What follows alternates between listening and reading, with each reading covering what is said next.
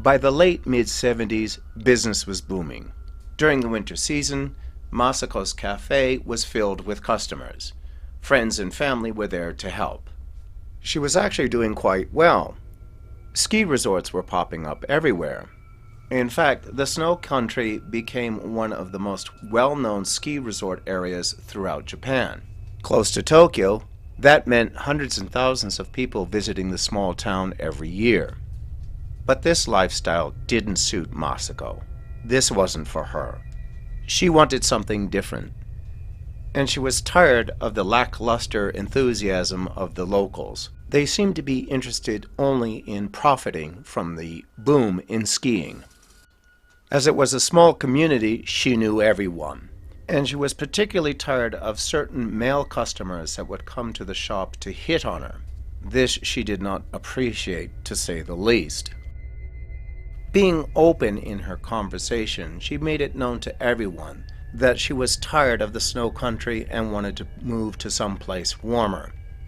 However, she seemed somewhat powerless to make any changes in her life, perhaps because it was of her sense of duty towards her coffee shop. And certainly the people in the village were too unwilling or too busy to lend a hand for such an endeavor. However, late in the ski season, an unusual couple arrived late in the evening in the small town. Even though it was towards the end of the ski season, it was still snowing. However, these two people were not here for skiing. It was a man and a woman who had arrived in town. The man was a self-professed writer. He probably came to the town to try to pick up on the fame of author Kawabata Yasunari, who wrote the Nobel Prize-winning book entitled The Snow Country. However, this man's writing skills were very limited. No one bought his books. The woman with the man was his girlfriend, a young pretty thing, but with no talent or ambitions. She seemed to hang on to him simply because there was nothing better to do, somewhat like a groupie, hoping someday that all of his promises of fame and fortune would come true, and she could be a part of it. When they arrived, it was on a local train, not the Shinkansen. They stayed at the hotel where Kawabata Yasunari had written his book. They likely stayed there because they were looking for insights on how he was so successful. As it would happen, the couple visited Masako's coffee shop, and for some strange reason, the three of them hit it off well. Masako began to spend more and more time with the couple. Now, exactly what happened amongst the three is led to all kinds of rumors. But despite the warnings from family and friends, the three of them seemed to get along quite well. So much so, they spent more time together than with anyone else. Eventually, the three of them decided to head on south together. They liked Masako's ideas.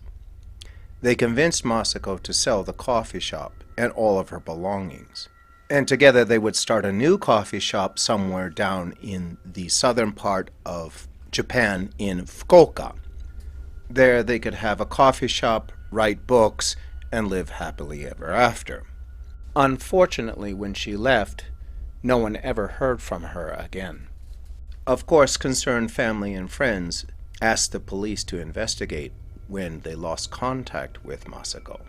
And the police looked high and low for years but found nothing. To this day, some people still believe that Masako lived happily ever after. She lived her dream. Most were doubtful, however. Most believed that something went awry. Something was just too suspicious about that couple. But since there was no proof to be found, most people just went on their way. It wasn't until many years later, something new had arisen. Something much darker than anyone could have imagined.